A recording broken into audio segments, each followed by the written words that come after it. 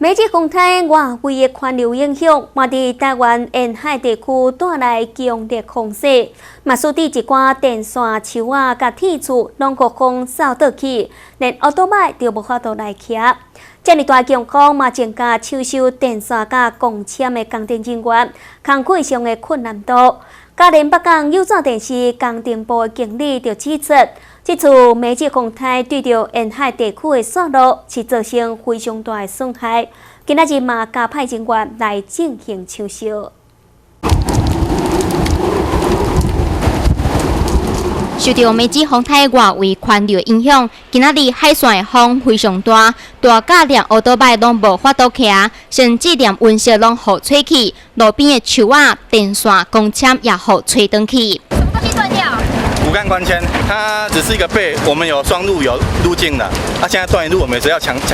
起来，要不然另外一路的背如果断掉的话，就没办法收看的，还有网路对。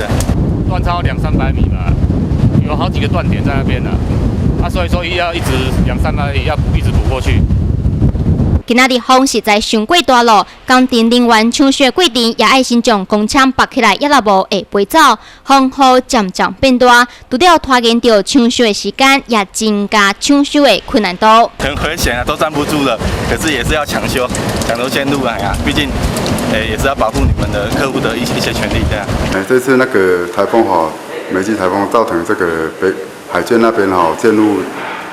影响严重那我们现在已经加派人力进行这个抢修那整个台风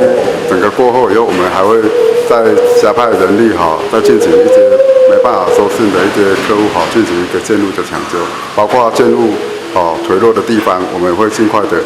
做一个妥善的处理以确保这个民众的安全民众若是看到线路出问题，也是拄到电视网络线路有问题，需要抢修，都会当打电话来通报。如果在这台风期间如果客户有需要的话，可以打我们这个紧急专线449-8808。工程部人员冒着生命危险，希望会当伫第一时间马上抢修有线电视线路。看到工程人员行伫路边，北港警员也来斗相共协助工程处理，互工程人员伫抢修过程也感受到社会温暖。记者郭俊平采访报道。